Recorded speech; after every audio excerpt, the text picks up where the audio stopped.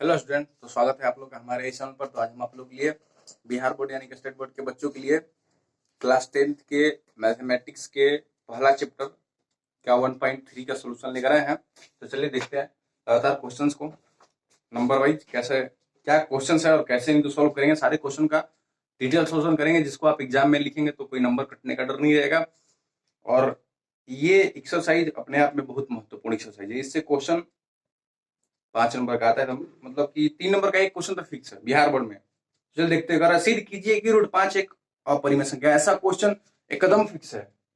और दो टाइप का सिर्फ क्वेश्चन इसमें, वैसे 3 क्वेश्चन है इसमें, 2 टाइप का क्वेश्चन है। एक 2 नंबर का आता है और एक 3 नंबर का आता है। चलिए देखते हैं। पहला क्वेश्चन बोला है कि रूट 5 क्या है जी?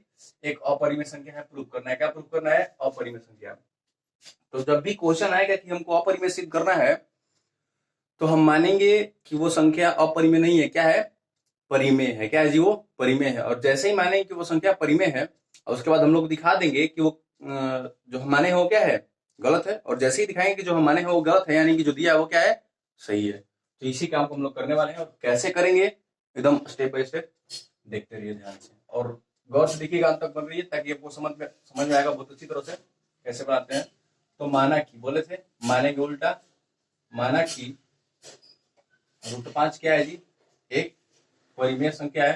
रूट 5 एक परिमेय संख्या है। और कापी पे लेकर बैठ जाइएगा ताकि लिख भी लीजिएगा रोक कर, पॉज करके। माना कि रूट 5 एक परिमेय संख्या है, तो जैसे ही परिमेय संख्या होगा तो 5 रूट 5 बराबर क्या हो जाएगा? पी बटा में क्यू के बराबर, क्योंकि परिमेय संख्या पी बटा क्यू के रूप में होता है। तो ये इधर गुणा क्यू, भागा में इधर क्या में आएगा? गुणा में। तो q root 5 equal to p. ध्यान दीजिएगा कैसे हम स्टेप बाय स्टेप कर रहे हैं, एकदम गौर से। फिर क्या करें? दोनों तरफ वर्क करने पर क्या करने वाले हम लोग? दोनों तरफ वर्क करने पर, दोनों तरफ वर्ग करने पर, दोनों तरफ वर्ग करने पर जैसे दोनों तरफ हम लोग वर्ग करेंगे तो क्या होगा जी?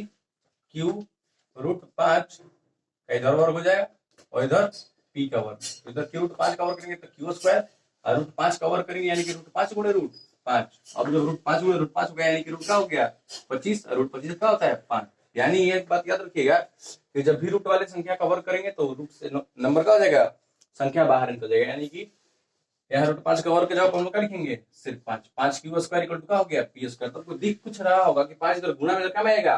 भागा में। 5 गुणा में इधर क्या में आएगा? भागा में। तो यानी कि एक बात और समझिए, इससे आगे जाने से पहले समझिए, यहाँ जो हम लोग पी और क्यू माने हैं ये सह अभाज्य संख्या है। कौन सी संख्या है जी? सह अभाज्य संख्या। यही क्वेश्चन का मूल अभाज्य संख्या है। क्या है जी? सह अभाज्य संख्या। मूल यही हल है, इस क्वेश्चन का हल यही है, पी बटा क्यू। कैसे हल है जी? कि सह अभाज्य संख्या का जो एचसीएफ होता है 1 होता है, यानी कि जो उभयनिष्ठ संख्या होता है सह अभाज्य संख्याओं में, जो उभयनिष्ठ संख्या होता है वो क्या होता है? हमेशा 1 होता है। यानी कि पी का जब हम लोग गुणनखंड करेंगे, क्यू का गुणनखंड करेंगे और दोनों में संख्या देखेंगे तो हमेशा क्या आएगा? 1 आएगा कॉमन। ठीक है, तो उसमें 1 कॉमन आएगा। यानी कि हमको दिखाना है कि पी और क्यू में क्या होगा? 1 के अलावा भी कुछ कॉमन होगा। पी और क्यू में 1 के अलावा भी क्या होगा? कुछ कॉमन होगा। जो मैंने क्या होगा? गलत, यानी जो दिया वो सही होगा। तो चलिए दिखाते हैं कि पी और क्यू में 1 के अलावा भी कुछ उभयनिष्ठ है। तो चलिए दिखाते हैं, स्टार्ट करते हैं। तो यहाँ 5 गुणा में तो क्या में आएगा? भागा में। देखो समीकरण 1 मानते हैं तो क्या लिखेंगे? समीकरण 1 में, समीकरण 1 में क्या हो रहा है? पी स्क्वायर को 5 भाग दे रहा है। पी स्क्वायर को 5 भाग देता है। पी स्क्वायर को 5 भागता है जी। तो परिमेय 1.3 से, किसे? परिमेय 1.3 से, परिमेय 1.3 से क्या करेगा? 5 पी को भी क्या करेगा? भाग देगा। 5 पी को भी भाग देगा। ये क्लियर है कि परिमेय 1.3 क्या है? ये आप डाउट में होंगे तो देख लीजिए परिमेय 1.3 क्या है। परिमेय 1.3 कह रहा है कि अगर ए पी स्क्वायर को भाग देता है, ए क्या कर रहा है? पी स्क्वायर को भाग देता है, तो ए पी को भी भाग देगा। यही है परिमेय 1.3। इसीलिए यहाँ पी स्क्वायर को 5 भाग दे रहा है, यानी कि 5 पी स्क्वायर को भाग दे रहा है तो 5 पी को भी भाग देगा। तो आपको दिख रहा होगा कि 5 भाग दे रहा है पी को, यानी कि 10 को भाग देता है 2 5 बार में, यानी कि 10 में 2 होगा। 10 को तोड़िए 2 5 10, 2 है कि नहीं थी? उसी तरह 5 पी को भाग दे रहा है, यानी कि पी में भी क्या होगा? 5 होगा। तो पी में हम दिखा दिए गुणनखंड क्या है? 5 है। एक तो होगा ही जी। अब हम दिखाएंगे कि क्यू में भी गुणनखंड क्या है, 5 है। तब क्या होगा, पी और क्यू दोनों में उभयनिष्ठ संख्या क्या हो जाएगा, 5 मिल जाएगा। यहाँ क्या माने हम, 1 होगा, तो यहाँ 5 दिखा दिए, वहां 1 दिया, यानी कि जो माने वो क्या हो जाएगा, यही गलत होगा। यही हमारा रूट चीज है, इसी को लेकर हम लोग चलेंगे, सोल्व करेंगे क्वेश्चन को। तो चलिए, हम पी में दिखा चुके हैं, अब क्यू में दिखाना है। तो जिसमें दिखाए थे उसी के बराबर मानेंगे, 5A 5B 5C कुछ मानेंगे, क्योंकि यहाँ रूट 5 करना है तो 5 है, अगर रूट 10 करना हो तो रूट 10 है, रूट 11 करना हो तो रूट 11, मतलब सिर्फ 11 है यहाँ पर ले दे ऐसे, और जिसको सिर्फ किया उसी के बराबर। अब पी बराबर 5 रख दीजिए इसमें समीकरण फर्स्ट में, 5 q square equal to 5A का स्क्वायर लिख देंगे यहाँ पर, किससे आया जी, समीकरण 1 से, समीकरण 1 से 5 q square equal to 50 25A square, 5 से 5 कट गया जी, क्या दिख रहा है आपको, q square equal to 5A square, q square बराबर क्या है जी, 5A स्क्वायर, 5 गुणा में क्या आएगा, भागा में, मतलब 5 क्यू स्क्वायर क्या कर देगा, भाग देगा। इसको अगर समीकरण सेकंड लेते हैं, क्या लिखेंगे, समीकरण 2 में 5 क्या कर रहा है, क्यू स्क्वायर को भाग देता है, मतलब आप हो से समझ गए होंगे कि परिमेय 1.3 से क्या होने वाला है, 5 क्यू को भी भाग देगा, 5 क्यू को भी क्या करेगा, भाग देगा, 5 क्यू को भी भाग देगा। क्लियर हो गए हम कि यहाँ 5 पी को भी भाग दे रहा था, 5 क्यू को भी भाग दे रहा है, मतलब पी में भी गुणनखंड के रूप में 5 है और क्यू में भी गुणनखंड के रूप में 5 है, यानी कि ऊपर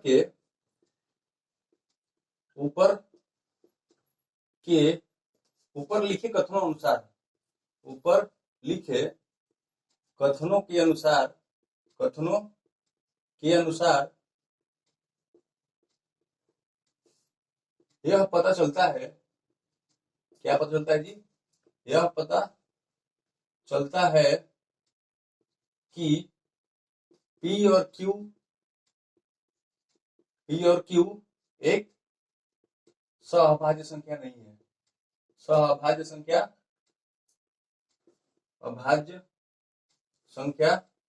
नहीं है, सहअभाज्य संख्या नहीं है। इसका मतलब यहाँ माने सहअभाज्य संख्या है और यहाँ का दिखा दिया सहअभाज्य संख्या नहीं है, इसलिए जो माने वो क्या हो गया, गलत हो गया। तो हमारी मान्यता क्या है जी, हमारी मान्यता क्या है जी, गलत है, मान्यता गलत है। इसलिए जो दिया वो क्या है जी, सही है, यानी कि रूट 5 क्या है, एक अपरिमेय संख्या है। तो इस तरह हम लोग सिद्ध करेंगे कि कोई भी संख्या क्या है, अपरिमेय संख्या है। तो ये थोड़ा सा टफ वाला क्वेश्चन था, यहाँ लिख देंगे, सिद्ध हुआ। अब इसके बाद जो दूसरा तीसरा क्वेश्चन है काफी इजी है और बहुत इजी है, तो चलिए इसको रोक के लिख लीजिएगा, तब तक देखते हैं अगले क्वेश्चन को, क्वेश्चन नंबर सेकंड को। रोक नहीं ना, चल देखते हैं क्वेश्चन नंबर सेकंड को क्या बोल रहा है। क्वेश्चन नंबर सेकंड ध्यान सुनिए, क्वेश्चन नंबर सेकंड कर रहा है कि सिद्ध कीजिए कि 3 + 2 √ 5 एक अपरिमेय संख्या। बोले थे दूसरा और तीसरा इजी है, सही में इजी है, कैसे बनाते हैं देख लेते हैं। आप लोग लिख लीजिएगा इस क्वेश्चन को अपने कॉपी पर।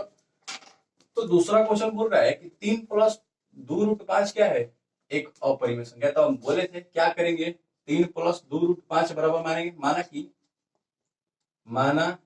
कि 3 + 2 √ 5 क्या है, 3 + 2 √ 5 एक परिमेय संख्या है। क्या है जी, एक परिमेय संख्या है, एक परिमेय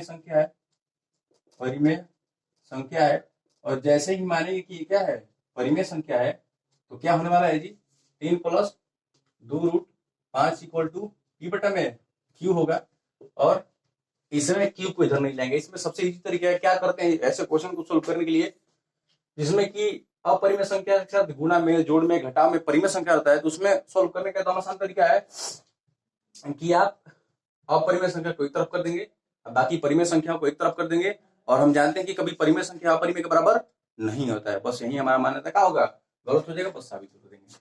तो क्या होगा इधर, 2 √ 5 इक्वल टू 3 प्लस में क्या हो जाएगा, माइनस में क्यू बटा में पी बटा में क्यू -3। अब √5 बराबर क्या हो जाएगा, पहले ऐसे कर लीजिए, इसको एलसीएम ले लीजिए, कुछ नहीं तो एक कैल्शियम क्यू, इधर P - 3Q। अब 2 गुणा में क्या में आएगा, भागा में, यानी कि √5 बराबर क्या हो गया, P - 3Q। अब आई में 2 की भागा में, तो इधर गुणा में आ जाएगा, जो भागा में उससे, यानी कि अपरिमेय, ये क्या है, परिमेय। तो देखेंगे कि चूंकि लिखेंगे, चूंकि √5 एक अपरिमेय संख्या है, जबकि कौन, ये P-3Q बाई में 2 की क्या है, एक परिमेय संख्या है। अतः हमारी मान्यता क्या है जी, गलत है।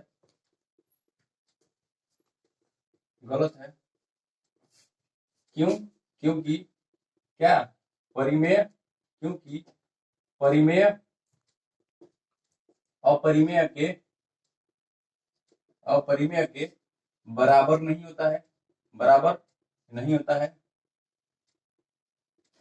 दिखा दीजिए। इसलिए जो दिया वो क्या है, सही है, यानी कि दिया क्या था, 3 + 2√5 क्या है, एक अपरिमेय संख्या, क्या है जी, एक अपरिमेय संख्या है। तो इस तरह बाकी के सेकंड और थर्ड क्वेश्चन, मतलब कि थर्ड क्वेश्चन को भी सोल्व करेंगे। अब डायरेक्ट हम सोल्व करते हैं, जैसे थर्ड क्वेश्चन के फर्स्ट को बनाएंगे, बाकी के 2 और उसमें जो क्वेश्चन आप खुद बनाएंगे, जैसे मान लीजिए, और कमेंट में बताएंगे भी कि बना या नहीं। 1/√2 है बराबर P/Q मानेंगे, ऐसे कीजिए, क्या हुआ, Q = P√2। अब जो P गुणा में करना आएगा भागा में, माने कि Q/में P बराबर क्या आ गया, √2। तो क्या दिख रहा है आपको, ये अपरिमेय, ये क्या है, परिमेय। तो क्या बोले, अपरिमेय कभी परिमेय के बराबर नहीं होगा, इतना बात लिखेंगे। उसके बाद क्या हो गया, सिद्ध हो जाएगा कि जो दिया वो क्या है, सही है, हमारे मान्यता गलत है, Q/√2 का है अपरिमेय संख्या। तो इस तरह आप बाकी के क्वेश्चन को सोल्व कर लीजिएगा।